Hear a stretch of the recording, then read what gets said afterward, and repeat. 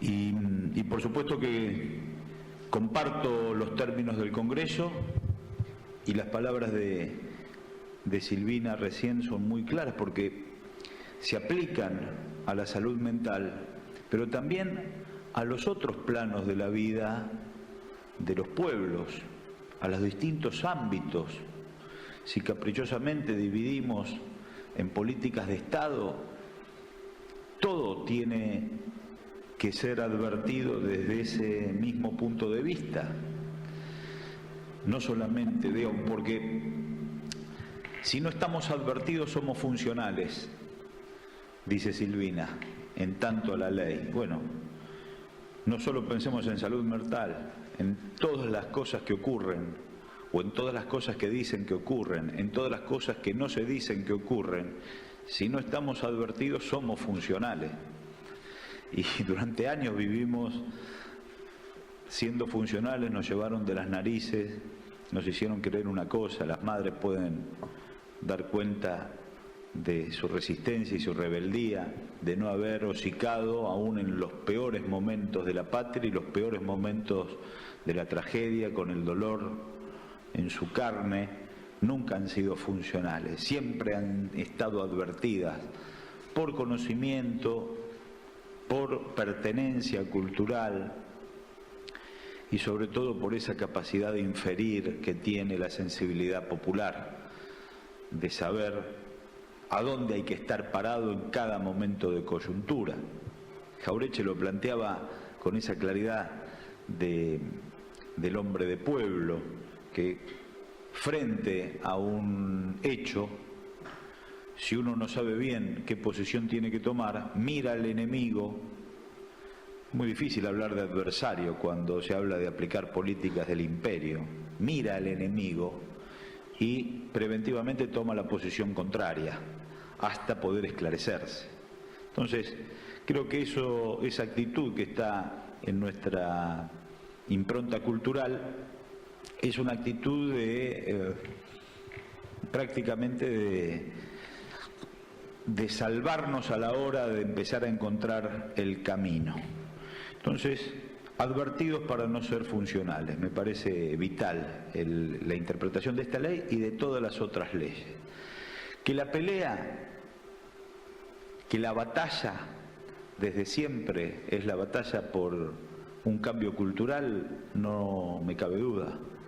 Es la vieja lucha de quien anda buscando botellas con mensajes de naufragio que tiran los distintos sectores, en contraposición a la mirada dominante, a una mirada del sistema, una mirada establecida.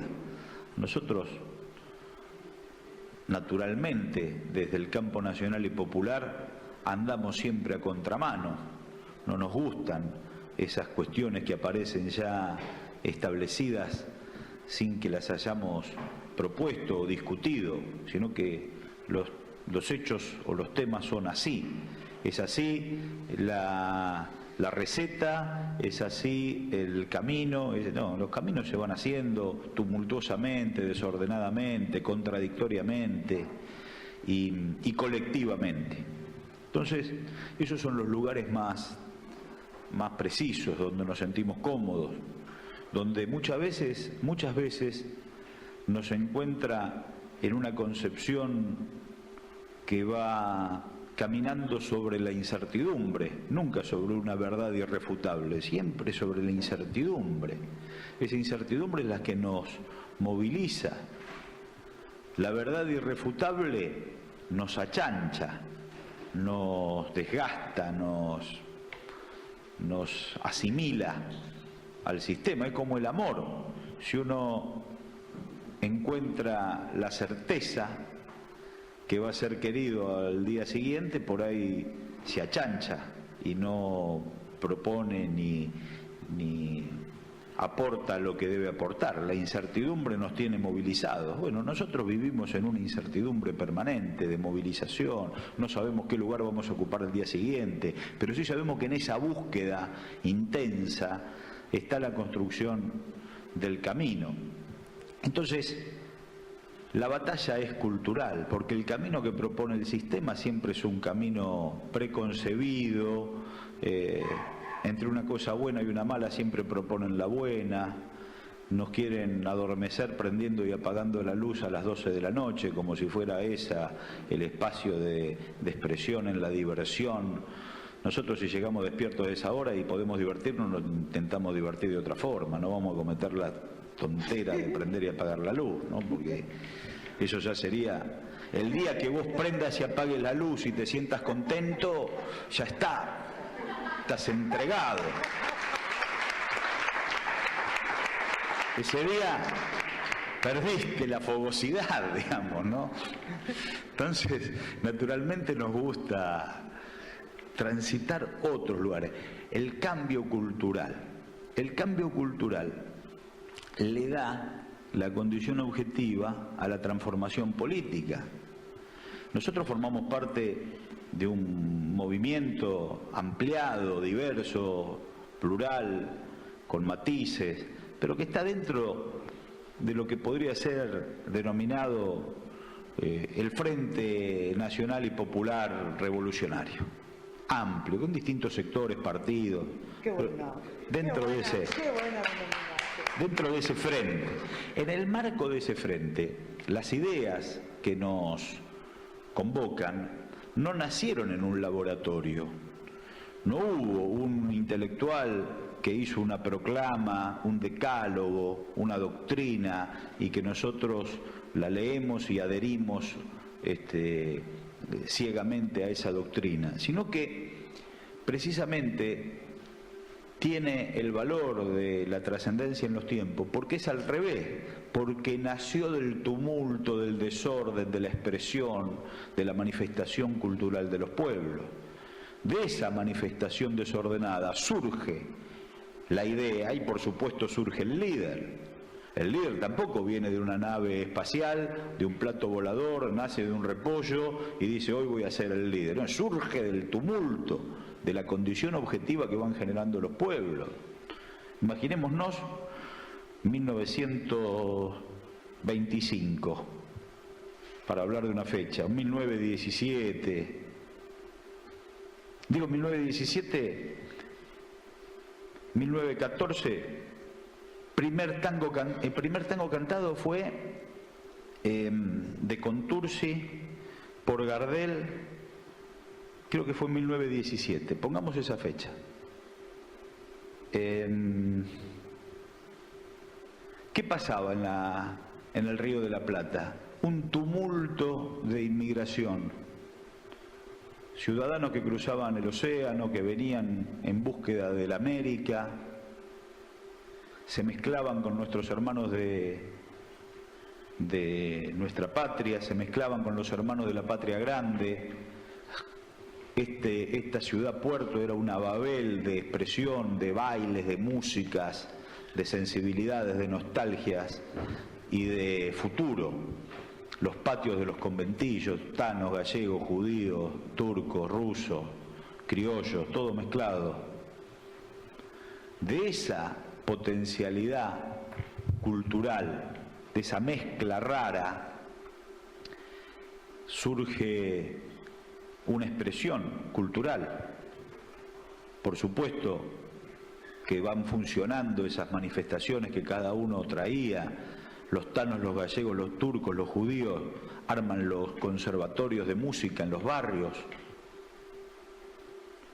Los poetas populares, sin academia, sin institucionalidad, empiezan a escribir esas poesías maravillosas y surge una danza que no se sabe bien de dónde aparece, pero que trasciende en el mundo al día de hoy.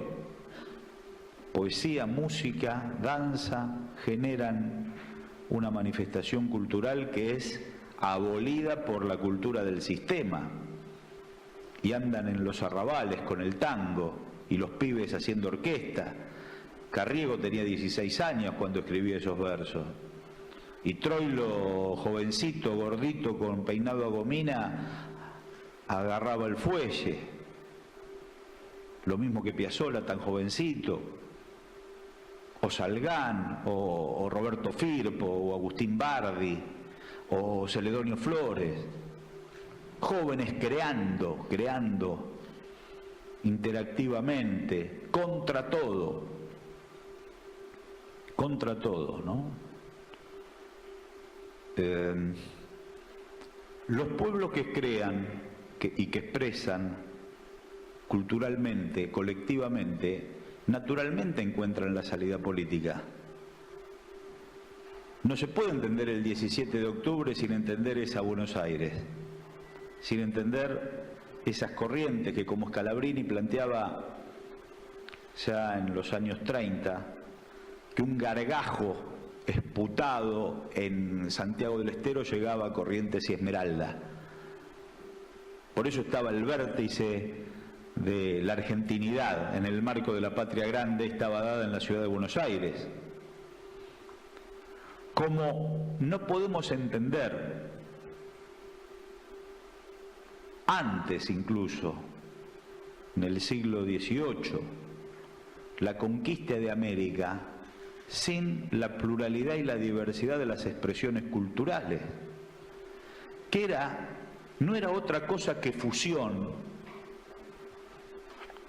la convivencia por 4 años en el Plumerillo, en el campamento que al pie de la cordillera llevó adelante San Martín, gauchos, indios, paisanos de todas latitudes, santiagueños, salteños, correntinos, mendocinos, porteños, cuyanos, patagónicos, todos ahí, esperando la decisión soberana del general de la patria para liberar Chile y Perú y salir a pelear por la independencia de América Latina. Esas noches no eran noches de prende y apaga la luz, eran noches de fogones, de guitarra, de asado, de puchero. Los sonidos de toda la patria estaban ahí, en esa fusión, en esas músicas, en esas tonadas. Fueron después circulando los sonidos de la liberación y de la independencia de la patria, durante la época de Rosas, durante la época de Mitre, Sarmiento y Avellaneda. Saúl Salinas era el guitarrista de Gardel, cuyano. En esos sonidos ahí estaba todo el plumerillo, toda la fusión de nuestros sonidos, llegando a las grabaciones de Gardel y poniendo los sonidos que llegan hoy, incluso. Los sonidos de un pueblo que va creando tumultuosamente y que va encontrando la salida política en la medida que va expresando. El hombre está hecho para el conocimiento y la expresión. Si nos cercenan la expresión, nos están matando, nos están quitando la mitad de nuestro ser. Entonces, los pueblos que colectivamente conocen en su sabiduría natural y expresan en su manifestación artística, van encontrando y construyendo la salida política. Y contra eso aparece un sistema que trata de reprimir desde lo político y de dominar desde lo cultural. ¿Qué es otra cosa que esa literatura oficial que nace de una violación en el matadero de Esteban Echeverría y que nos dice por dónde tenemos que caminar en el positivismo cultural que funda la generación del 37? No es la misma actitud que en los años 60, cuando vienen las compañías del disco multinacional, rompen la matriz de los tangos, porque eso era grasa de negro despreciable, berreta, y en vez de bailar esa danza trascendente nos hacen bailar así, que es mucho más fácil. Entonces, claro, 1852 llega con Caseros y rompe la construcción política soberana de sustitución de importaciones, de no asistir a los empréstitos de Inglaterra, y después viene una mirada enciclopedista de lo que sigue a la institucionalidad del país a partir de 1853 y sobre todo a partir de 1860 con la incorporación de Buenos Aires al Río de la Plata, a las Provincias Unidas del Río de la Plata. Fíjense ustedes el sometimiento cultural. 1853, después de Caseros, se sanciona la Constitución. 1859, el mitrismo pierde con Urquiza en Cepeda y se hace el Pacto de San José de Costa Rica, el Pacto de San José de Flores. El de Costa Rica es otro, Pacto de San José de Flores. En ese Pacto de San José de Flores, Buenos Aires acepta integrar la Confederación Argentina y se integra y condiciona esa integración con una serie de modificaciones a la Constitución que se había dictado 7 años antes y que tenía un precepto que decía que por 10 años no se iba a modificar. Entonces, después de la derrota, Buenos Aires cede, pero condiciona. Y aparece lo que hoy se establece, creo que es en el artículo 14, que no se pueden dictar leyes nacionales que restrinjan la libertad de imprenta.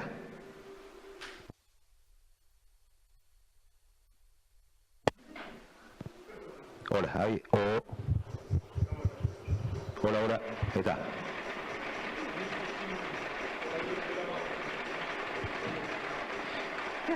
Las leyes de imprenta ya se va a ordenar. Las leyes de imprenta no estaban en la Constitución del 53, estaban en la del 60. Era una rosca política de Alsina y de Mitre, que iba a fundar la nación.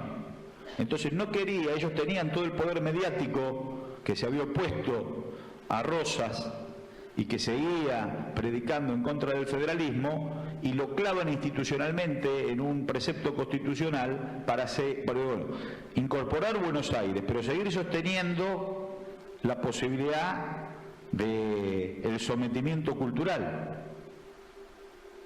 O sea, que cuando hoy se agita ese precepto constitucional, se lo escinde de la rosca de coyuntura.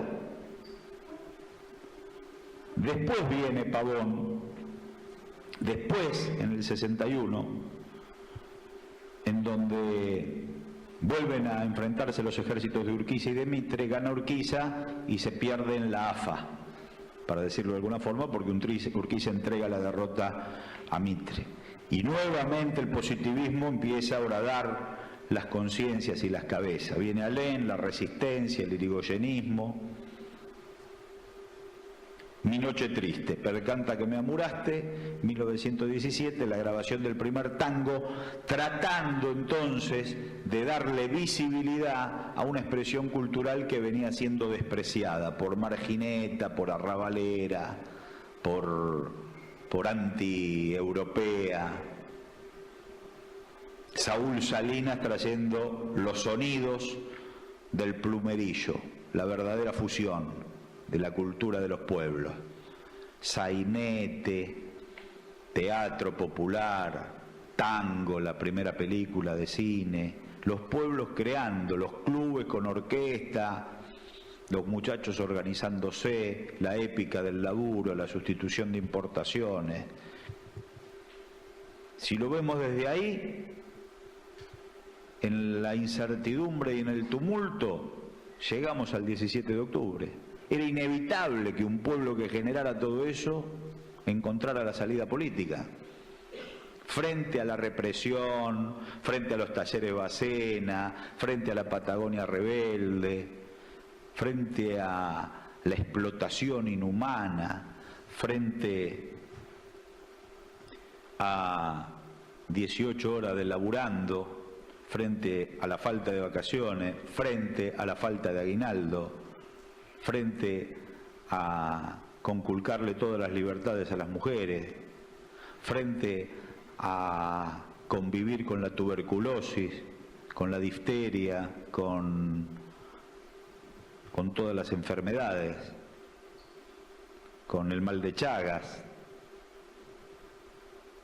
Un sistema que se acostumbraba y un pueblo que se organizaba, que se iba organizando, y que iba ganando en conciencia y que iba ganando en organización. Y bueno, la condición objetiva de eso que se va generando, va creando, hasta que un día, pum, encuentra el cauce, se hace el 17 de octubre. El 16 de octubre no se sabía qué iba a pasar al otro día. La huelga se gana por un voto y el pueblo sale a la calle y construye en líder, gordito querido, construye en líder al tipo que en trabajo pagaba horas extras. Esa esperanza de un coronel en trabajo que decía, no, se labura 8 horas y el resto son horas extras. Y a partir de ahí, después de esa prédica desordenada pero profunda, llega la etapa de la institucionalización. Las políticas llegan al gobierno y hay que institucionalizarlas en leyes. Y por eso todo lo que se insinuaba se plasma en legalidad y en constitución, para no retroceder, para no dar un paso atrás. Bueno, las bombas del junio del 55, los fusilamientos del 56, las desapariciones del 62 con Felipe Vallese, toda esa represión terrible va generando, digamos, no les alcanzó todo eso para someter la resistencia cultural y política que esa conciencia y esa organización había generado. Tenían que rompernos culturalmente. Introducen una herramienta de sometimiento tan dura como las balas, como la muerte, como el secuestro, como la desaparición, como la censura, que es la tilinguería. Nos hacen descreer de lo propio, nos hacen renegar de lo propio, nos hacen avergonzarnos de lo que somos. No está mal Althusser o Jauretche o Gramsci cuando reproducen o dan la fotografía de los aparatos ideológicos del Estado, cómo se va reproduciendo el sistema de poder. Yo creo que ni Althusser ni Gramsci nos dan la posibilidad de cómo nos rebelamos. Jauretche sí, desde lo más criollo, no es en contra de la mirada intelectual tan profunda de estos dos autores trascendentes, pero Jauretche sí, porque en la reproducción del sistema, en la filosofía, en la religión y en el sentido común, ¿no? Plantean, sobre todo Gramsci lo plantea con mucha claridad, la reproducción del sentido común. El sentido común es el que nos hace ir a aprender y apagar la luz, porque eso es lo que debemos hacer. Ahora nosotros, del sentido común, cuando nos dice, lo que falta es sentido común, no, lo que sobra es sentido común. Si el sentido común, ¿quién lo va construyendo? Lo construye la filosofía dominante, lo construye una religión que somete en cualquiera de sus manifestaciones y lo construye ese sentido común, que es frente a un accidente, mirá para otro lado y no te involucres. Ese es el sentido común, no te metas, ojo, tené cuidado, ese es el sentido común. No, nosotros no queremos ninguna de esas doctrinas que se asimilen al sistema. No queremos un sentido común, queremos un sentido social, un sentido de pertenencia, un sentido de contacto cuerpo a cuerpo para ir revirtiendo las situaciones, para ir escuchando a los que saben de los temas. Si tenemos que volver al trabajo, tenemos que hablar con los soldadores, con los matriceros, con los torneros, con los tipos que saben los oficios. Y a partir de esa posibilidad de escucharlos, tener la posibilidad de ir institucionalizando con leyes toda esa tarea. Hay una etapa de prédica, hay una etapa de toma de poder, hay una etapa de institucionalización.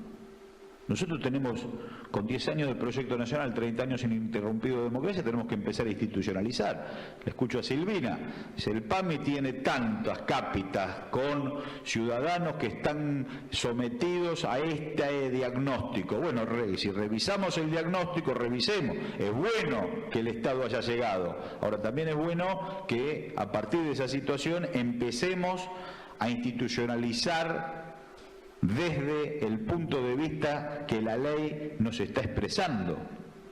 Entonces, a mí me parece que en esta etapa, y sobre todo en una etapa electoral, que no podemos sobrevolarla, es una etapa de una elección intermedia, una elección intermedia que tiene dos planos, las primarias y las generales.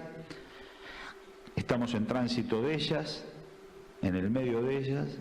Nosotros tenemos que volver a la construcción colectiva, escuchando a los que saben, escuchando a los que padecen, interactuando permanentemente, no sobrevolando, pasando un día, haciendo un discurso y nos quedamos contentos con nuestras conciencias, interactuando con los compañeros que saben, que padecen, que sufren, como nosotros, a veces distinto, a veces en otros aspectos, pero de ese encuentro entre los compañeros, los militantes, los que tenemos alguna responsabilidad, si la interacción es genuina, si el diálogo es profundo, surgen acciones institucionales para llevar a cabo. Yo digo, hacemos muchas cosas mal cuando nos lleva la corriente y algunas poquitas cosas bien. Eso es otra de las cosas que marcaba Silvina. Si nos diagnostican bipolaridad, siempre, todos somos bipolares. Eso me hizo acordar cuando Discépolo le plantea a Gardel después de la grabación de Chorra. Fueron los primeros clips. Entonces Gardel termina esa grabación, creo que Morea lo filmaba, era una cámara fija y Gardel cantaba y después venía el autor y lo saludaba. Entonces Gardel en el final de Chorra dice, por haber sido tan gil. Entonces cuando termina, Discépolo lo saluda y dice, Carlos, el hombre no era gil, estuvo gil. Claro, Discépolo había escrito por haber estado tan gil y Gardel lo interpreta por haber sido. El hombre no era gil, estuvo gil en esa situación a partir del amor. Es una corrección semántica pero profunda. Todos en la vida estamos gil, estamos vivos, estamos gil, estamos vivos, estamos vivos, estamos vivos, estamos gil, estamos gil, estamos gil, estamos gil. No podemos decir que somos vivos o que somos giles. Estamos de acuerdo a determinadas coyunturas, situaciones. Discépolo se lo marca bien a Carlos. Entonces, en la política o en la acción institucional no pasa lo mismo. Estamos bien, estamos bien, estamos mal, estamos mal, estamos mal, estamos mal, estamos bien, estamos mal, estamos mal. Ahora, si nosotros, digamos, yo le hice, estaban los compañeros, les hice imprimir recién 19 leyes que presentamos el día jueves. Estoy orgulloso de estas 19 leyes, como estoy avergonzado de tantas otras cosas que no hago. Porque decir que estoy orgulloso también es una gilada. O no podés estar orgulloso, estás orgulloso un ratito y después tenés todos los problemas que tenés que seguir resolviendo, ¿no? El hombre en funciones, el compañero en funciones, tiene que ver su vaso siempre medio vacío. Yo veo el vaso medio lleno a los demás, por una cuestión de generosidad, de compañerismo. Ahora, de las cosas que hago yo, siempre está medio lleno o un cuarto lleno, siempre está para la mierda las cosas, porque siempre hay que hacer más. Ahora, de esto un ratito me pongo contento, porque nos invitan, disculpen la digresión, pero creo que va a servir como ejemplo, nos invitan de las comunidades, de las chacras orgánicas del Parque Pereira. Me encuentro con una señora, Elena. Elena me dice, mis papás y mi mamá de Entre Ríos escucharon a Perón por radio en el año 47 y Perón decía que había que venir a poblar el Parque Pereira y que se había expropiado, por supuesto, a Pereira Iraola, y que había chacras. Entonces ellos escucharon por radio de Entre Ríos, se tomaron el tren, se bajaron al Retiro, llegaron acá, nos dieron esta chacra y desde esa época estamos sembrando orgánicamente estamos en contra del glifosato y en contra de las pepas que le ponen para que los brócolis crezcan de un día para el otro así de grande. Entonces, trabajan en la huerta orgánica y está ella con su familia y están los hijos en esa herencia cultural de quien ama la tierra y de quien la siembra con tanta pasión. Y en los alrededores, compañeros que vienen de distintos lugares de América Latina, compañeros de nuestra propia patria chica, que por una cuestión de mercado le meten el glifosato y están destrozados de salud. Por supuesto que no tenemos certeza en la trazabilidad de los alimentos, que cuando comemos ese brócoli y ese tomate estamos envenenándonos, pero también se están envenenando los muchachos que lo están sembrando. Entonces, de ese mate con tortas fritas de toda una mañana, con la Cátedra de Soberanía Alimentaria de La Plata, con los guardiaparques, con los compañeros, escuchando a los que saben, los que padecen, hicimos un abanico de 19 leyes que presentamos en el marco de la soberanía ambiental y del uso del suelo, que lo veníamos trabajando desde hace mucho tiempo, que con la inundación de La Plata se potenció. Pero qué sé yo, prohibición del uso de agrotóxicos en reservas naturales, la protección del Parque Pereira y de Santa Catalina, la protección de los humedales. Cuando se estalla en la inundación una ciudad, son múltiples factores los que contribuyen, no solamente que llueven 400 milímetros en una hora, sino que son múltiples factores. La protección de los humedales. Puede ser que sean las inmobiliarias las que planifiquen el urbanismo en Buenos Aires. Entonces, hacen un country en un humedal, cualquier parecido a un distrito del norte de la provincia de Buenos Aires, pura casualidad.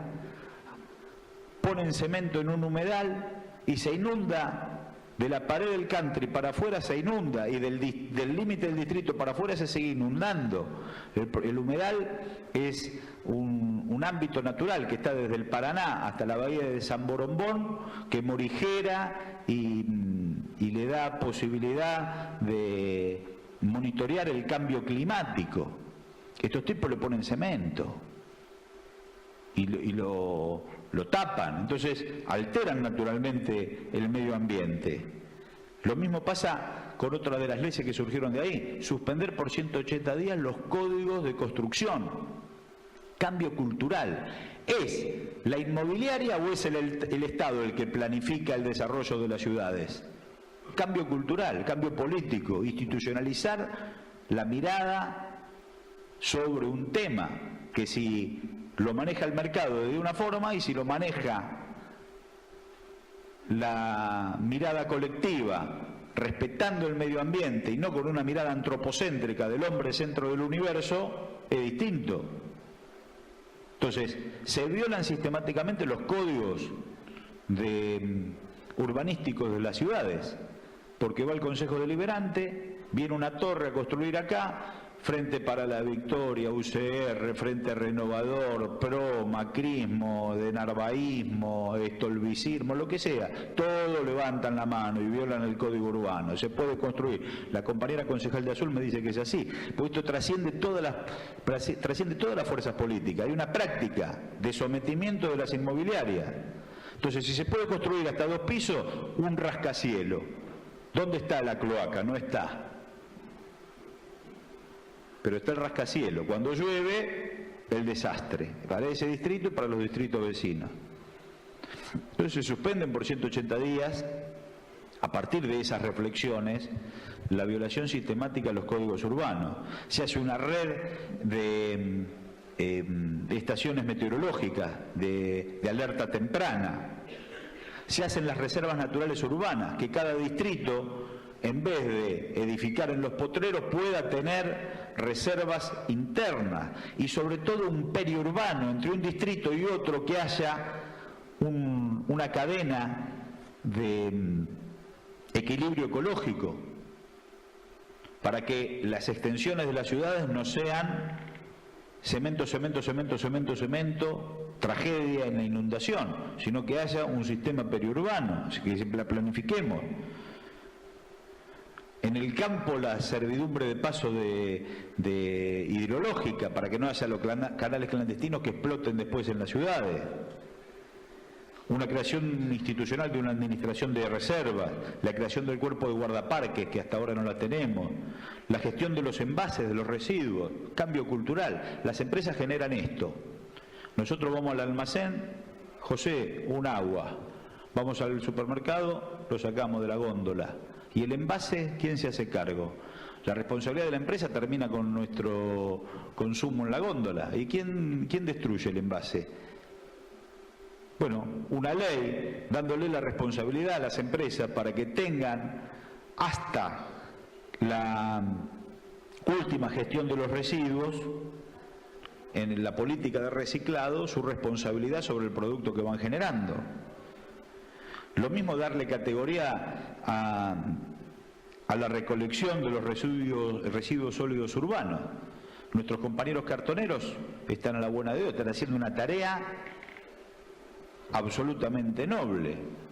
Nos están dando una solución frente a políticas de Estado que miran para otro lado, que solamente ponen el 35, 40, 50% de su recaudación en Covelia, que nos vengan a retirar los residuos en un negocio que se va reproduciendo. Y los cartoneros, bueno, vamos a darle jerarquía. Ante el volumen de los residuos sólidos urbanos se crea la figura del clasificador, reciclador y recuperador social, reconocimiento y jerarquización de su labor como servidores públicos. La trazabilidad de los alimentos, esto que decía, cómo es el circuito de los alimentos, huerta orgánica o glifosato con los lugares donde se van potenciando la siembra, no me acuerdo cómo se llama. Entonces, ¿a dónde se depositan estos alimentos y cómo llega a la verdulería? ¿Con qué certificado? Por supuesto, el uso de agroquímicos. Se sube un avioncito en el aeropuerto de Dolores o en el aeropuerto de Carmen de Areco, San Antonio de Areco, y no tiene ni siquiera un parte meteorológico y le van tirando el glifosato y si viene el viento para acá llega a la población o llega a la fauna. Entonces, vamos a ordenar el tema de agroquímicos. Pueblos que laten para que, es otra de las leyes, que se vayan formando la capacitación para vincular inmediatamente al ciudadano con el aparato productivo. Una biblioteca que garante la biodiversidad, que todas las especies de la provincia y todas las especies del mundo estén cuidadas y que sirvan en esas reservas naturales que estamos creando. La protección de los campos electromagnéticos, las torres que se diseñaron, los que vienen del Chocón, las torres de energía, tienen campos electromagnéticos que afectan a la salud. Antes estaban trazados sobre lugares alejados, pero hoy la población ha crecido en esta lógica inmobiliaria donde la ausencia del Estado ha sido sistemática. Entonces, estamos exponiendo a nuestra población a esos campos electromagnéticos que no son nada buenos y aparte pensar cómo seguimos creciendo en materia energética y por dónde vamos a hacer esa trazabilidad. Y también sancionar desde la provincia y no dejar solamente a los municipios el tema del soterramiento de los cables, porque las empresas de cable tienen y utilizan los palos de los municipios y la contaminación visual, más todas las otras emisiones electromagnéticas que ellos puedan llevar. El círculo rojo, ¿no? Hace poco el capo de la ciudad de Buenos Aires habló del círculo rojo y dijo que era un código interno que ellos tenían, ¿no? Como cuando nosotros decimos el que te jedi, sabemos a quién nos referimos, el dolape, te llama el dolape, te llama el viejo, te llama el Kia. Son códigos internos que podemos tener entre los amigos. Se ve que en la ciudad de Buenos Aires tienen un código interno de te llama el círculo rojo. El círculo rojo, que él dice que es un código interno y que se representa como el poder. Yo lo interpreto libremente en la resignificación que me da la cultura popular. Digo, cuando Durán Barba le pasa el teléfono a Macri y le dice, te llaman del Círculo Rojo, están llamando de Clarín, porque el logo de Clarín, Grupo Clarín, es un círculo rojo así de grande. No me cabe duda que él trasciende en el reportaje la sensibilidad de su código interno. El Círculo Rojo es el Grupo Clarín, que es el grupo que potencia a los factores de poder en la Argentina. Así que no le va a gustar al Círculo Rojo que nosotros trabajemos sobre la protección de los campos electromagnéticos y sobre el soterramiento de los cables. Detectamos la emergencia ambiental para que no haya más violación sistemática a los códigos urbanos y creamos un fondo fiduciario para trabajar esta ley, para trabajar todas estas leyes, 19 leyes.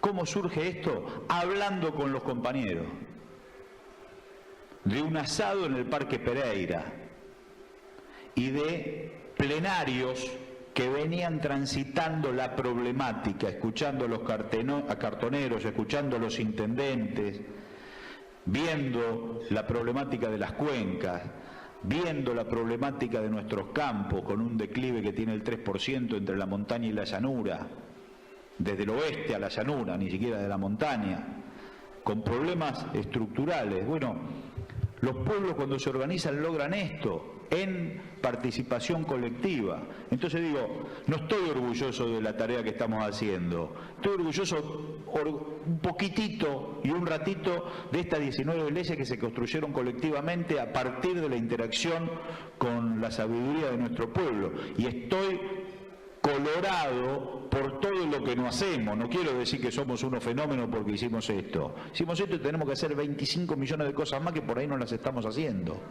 Entonces, no es, digo, no quiero, insisto, no quiero pasar un aviso de lo geniales que somos. Estoy diciendo que a veces entramos en sintonía y podemos hacer las cosas como corresponde, en la medida que nosotros podamos multiplicar esto, de llegar a un barrio, escuchar a los compañeros, interactuar, hacernos carne de esa problemática y buscar en conjunto las soluciones. La capacitación en enfermería, la capacitación en media cuchara para poder resolver el problema del barrio, donde hay una piba con discapacidad que no se puede levantar de la cama, hacerle el bañito en la habitación, que los mismos compañeros que se formen vayan resolviendo junto con el Estado. Entonces, a mí me parece que el cambio cultural surge de la manifestación colectiva, que surge de esa sensación que nos da la muchedumbre cuando formamos parte de ella. Nosotros aislados somos una cosa, en conjunto somos otra. Hay un espíritu superior a la racionalidad individual que nos va unificando, que nos hace vibrar en la sensibilidad del otro. Lo expresamos en el Bicentenario cuando llenamos las calles y nos sentíamos que en la alegría del otro estaba nuestra propia sensación. Los medios de comunicación, truchos de truchés, no como nuestras radios truchas emblemáticas, truchos, no mandaron los móviles el primer viernes del Bicentenario, lo quisieron ocultar. Decían, es un lío Buenos Aires, no vengan a Buenos Aires, es una barbaridad, el problema de tránsito que hay. La noche del rock, que fue la noche del viernes, la transmitió solo Canal 7. No estaba el 26, no estaba Crónica, no estaba el 13, no estaba el 11, no estaba el 9, no estaba C5, no estaba TN, no estaba América 24, no estaba América 2, no estaban. Había millones de personas en la 9 de julio. El sábado tuvieron que ir, el domingo tuvieron que ir. Nos querían invisibilizar, que es el poder que tiene el monopolio, te invisibiliza o visibiliza la gilada. Y nosotros, aún con todo en contra, ganamos la calle. Y nos dimos cuenta que no éramos nosotros solos frente al televisor puteando, tomando la sopa y decir, la puta que lo parió. No éramos nosotros solos, éramos millones que tomábamos la sopa y que puteábamos. Y eso nos da la confianza de pertenecer a ese colectivo, de formar parte de ese espíritu de la tierra que es superior a la razón individual. Formamos parte de miles de 17 de octubre que se van generando colectivamente. Por eso el concepto de botella al mar con mensaje de naufragio. Como hay un sistema que nos oculta, vos vas en el bondi y ves un gesto de uno y decís, este es compañero, este es un compañero. Estamos como dúctiles en detectar al compañero. El profesor, este compañero, ¿viste? ¿Viste lo que dijo? Entonces, es esa capacidad que te da la cultura popular que no ha recibido los beneficios del sistema. Entonces, nos hemos formado en esa resistencia, ¿no? Esa cosa que tiene Eve. Hablar con Eve es hablar con una veterana que a fuerza de sabiduría va predicando. No solo hablar de un eje, de una coyuntura política. Ella, como los hombres sabios de nuestro pueblo, detecta un gesto y ya lo puede calificar. Queridos, si ponen la chapa con su nombre en la puerta de la oficina son unos pelotudos. Ya está. Les importa más la chapa que lo que pueden hacer. Entonces, esa es Eve, ¿no? La Eve, el revés de Eve, el revés, la sabiduría profunda. Por eso puede hacer todo lo que hace las madres. Ahí es donde nosotros tenemos que ir buscando los ejemplos. Ahí está el cambio cultural.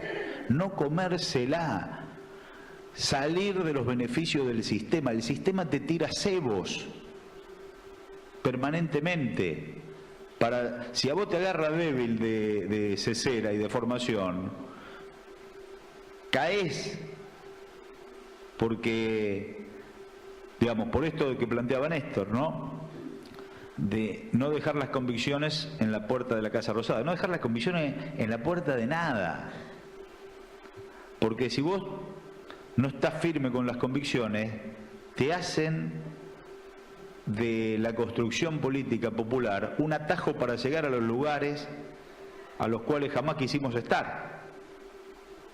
Cicerón en el año 64, yo no leo mucha filosofía ni nada, y leo historia argentina y latinoamericana, pero me lo contó un compañero el otro día que le leía mucho, y yo trato de ir tomando de esas tenidas los conceptos. Me dice, en el año 64 Cicerón se presentaba de candidato a no sé qué cosa en Roma, y el hermano de Cicerón le hizo la campaña. Y una de las cosas que le dijo el hermano a Cicerón es, Cicerón, el día que tus enemigos esgriman tus argumentos, ganaste la elección. Año 64 antes de Cristo. Y nosotros estamos en campaña, y los argumentos tienen que ser los nuestros. No podemos parecernos al enemigo a la hora de querer ganar una elección, porque si no, nos gana el enemigo.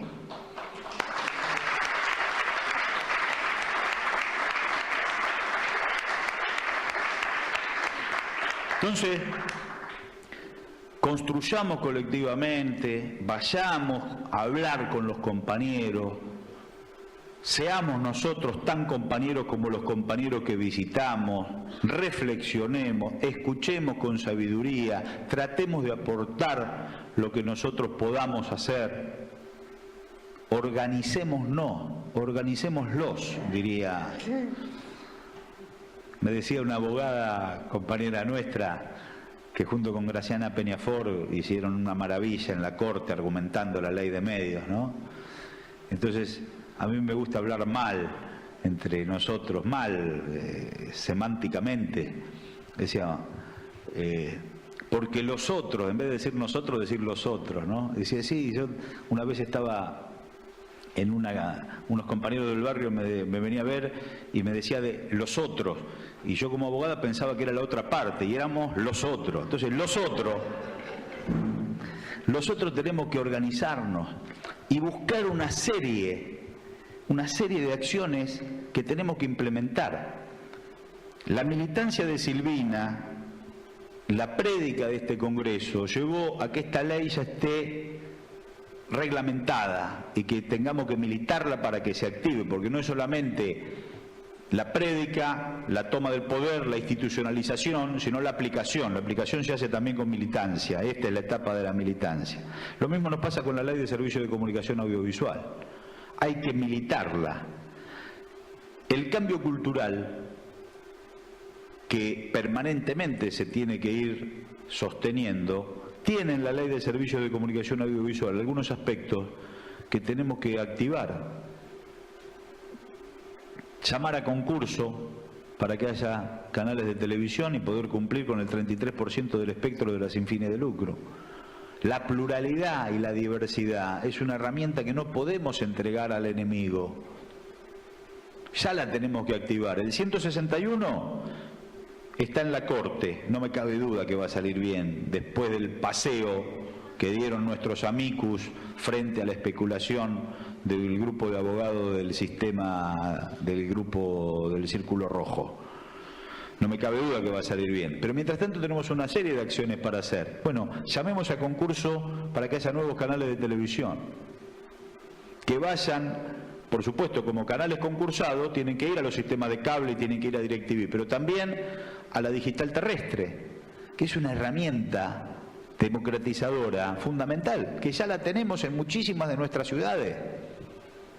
Tenemos un misil cultural. No le carguemos bolita de paraíso al misil para tirar cosas livianas. Pongámosle el contenido que merece. Concursos para nuevos canales, 33% del espectro para las sin fines de lucro y para los privados que quieran seguir emitiendo, y que a cada hogar lleguen las 16 señales que hoy están llegando a partir de la Secretaría de Medios en esta comunicación experimental de esta nueva plataforma tecnológica. Le agregamos los canales que se concursan, que aparte, repito, se van a ver en DirecTV, en todos los cables, y en el marco de la pluralidad ya vamos a tener un abanico de manifestaciones culturales que vayan sumando a la cultura popular y que no sea todo en contra, en donde no tengamos que estar siempre en guardia resignificando lo que escuchamos, sino que alguna vez podamos disfrutar lo que vemos. No tengamos que siempre ponerle el otro sentido a lo que nos dicen, sino una vez tener la mirada edificante de que están hablando de las cosas que a nosotros también nos gusta, y ver un chamamurri sin que le digan que es una música, un género menor, o ver a los poetas, ver a los músicos, digamos, vibrar en la cultura popular. Así que a mí me parece que en el cambio cultural, la aplicación de los términos de la 26522, la instalación de nuevas señales de televisión, la potencialización del nuevo paradigma de televisión digital terrestre, que si no hubiésemos tenido el cambio político que hemos transitado, que estamos transitando, para ver alta definición había que garpar. ¿Quién iba a ver una pantalla de televisión en 3 dimensiones sin garpar, en el concepto de la televisión paga, del fútbol para pocos? Había que pagar. Hoy tenemos fútbol para todos, tenemos esa plataforma que llega a los hogares y tenemos que militar en cada barrio para que no solamente recibamos el deco, sino que le instalemos la antena a la vecina, porque con el deco solo, sin la antena de UHF arriba, no llega esa señal. Entonces, donde no hay televisión, va a haber 16 señales experimentales que el Estado está enviando, más los canales concursados, más los canales de las universidades. Va a haber la posibilidad de integrarnos comunicacionalmente a 0 peso. Y donde garpamos el cable, 200, 300 pesos por el cable, lo vamos a poder dejar de pagar porque tenemos una oferta comunicacional ampliada que también nos contiene.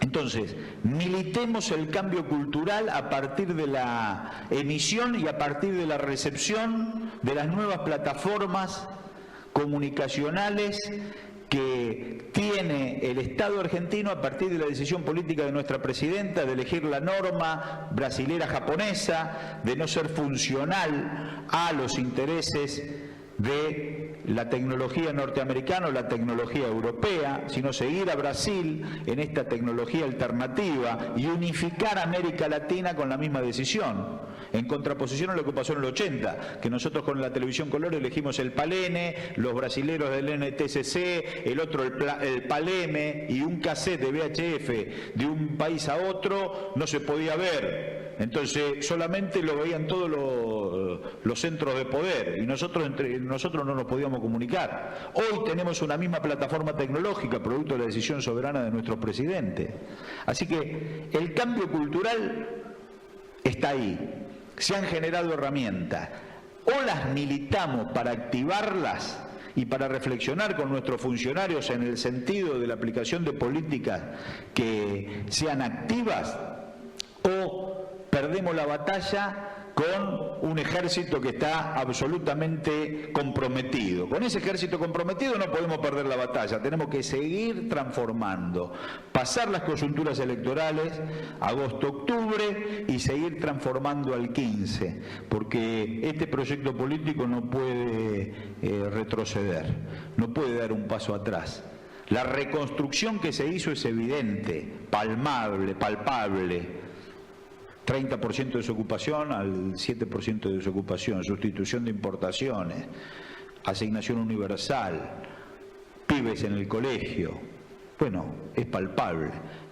Aún lento, todavía nos falta cambiar la matriz energética, la estamos haciendo. ¿Quién necesitaba energía para un país desocupado? ¿O quién necesitaba viajar para un país que no tenía laburo?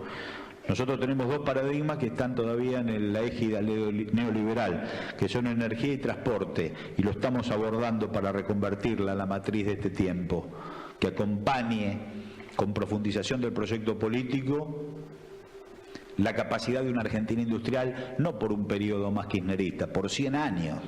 O Lincoln, cuando le ganó la guerra a los del algodonero del sur, pensaba un país para 4 años de su mandato, un país industrial para el resto de la vida de su patria. Bueno, nosotros somos un país industrial y con fuente de trabajo para el resto de la vida de la patria. Ahora, los opositores no son oposición, la oposición se le cae una idea que contrasta con la nuestra. Estos son opositores, como los Contreras, se oponen a todo. Los opositores son la cara visible de la Alianza del Pacífico, que es la cara no visible del ALCA de Bush. Con los yanquis a la cabeza, Néstor, Lula y Chávez le pusieron el freno en Mar del Plata. Se rearmaron en una intergubernamental liberal, México, Colombia, Chile, costos sociales muy grandes en sus naciones, y nos arman las internas en los países que tienen presidentes que se parecen a sus pueblos. Ahí está Brasil y ahí están los opositores en la Argentina, como los emergentes de esta nueva Alianza del Pacífico, en los términos del ALCA. Entonces, la reconstrucción es lenta pero efectiva, la destrucción es en un minuto. Una medida de corte neoliberal nos hace volver a la fotografía que en San Petersburgo marcaba Cristina cuando mostraba España, Portugal, Chipre, Grecia, la periferia europea que está agarpando la crisis financiera internacional, que por primera vez no la paga América Latina porque nos desenchufamos del Fondo Monetario Internacional patrióticamente en la mirada estratégica de nuestros presidentes y de Néstor y de Cristina en nuestro país. Y pagamos con reserva la deuda que contrajeron los chantas que nos critican. y ellos dicen que quieren los beneficios de este gobierno y los vamos a sostener. Critican de las políticas que nos llevaron a esos beneficios y quieren sostener como si fuera voluntarista. Ayer también lo dijo Cristina, la política no es buenas intenciones, es resultado. Yo quiero que no haya pobre, pero no quiero garpar la deuda con reserva, quiero volver a endeudarme. Entonces vos querés que haya pobre, pelotudo, no es que no querés que haya pobre. Decís una cosa pero querés otra. Entonces, seamos precisos, seamos compañeros, construyamos, prediquemos, reflexionemos en conjunto, escuchemos mucho. Si tenemos una responsabilidad institucional, yo la tengo gracias a la generosidad de Cristina, tengo un deber, escuchar mucho, escuchar y prestarle atención y tratar de rápidamente, mientras escucho, ir buscando ingenierías, de herramientas, a ver si solucionamos estos problemas, ese problema, el problema del compañero, el problema de la familia, el problema del barrio, el problema de la ciudad. Todos esos problemas necesitan un ámbito de reflexión para ver cómo podemos ir solucionándolo. Es cierto que a veces hay algunos pedidos que son caprichosos, porque hay una suerte de ventaja que algún sector quiere tomar. Pero bueno, no importa, lo importante es solucionarlo. Vuelvo a Discépolo para terminar. Cuando, producto de su generosidad, lo embaucaron en un problema, él va a dar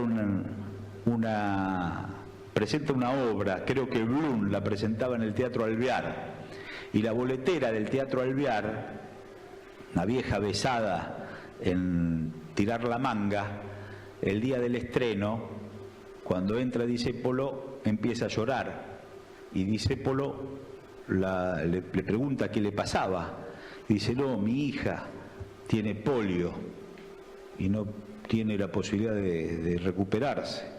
Necesito 5.000 pesos. Y dice, pero le dio los 5.000 pesos. La mujer le dio las gracias y él se fue a hacer la obra. Cuando terminó la obra y se van a cenar, él cuenta esa historia, dice: no sabés, la hija de la boletera tiene poliomielitis y ahí me pidió un dinero que se lo pude dar por suerte, pero pobrecita, está postrada. Y un compañero que estaba le dice: no, es mentira. La hija de la boletera, a todo el mundo le hace el verso cuando empieza la obra. No, la hija no tiene nada, es una manguera profesional. No me diga que la hija no tiene nada, es la mejor alegría que me pudiste dar.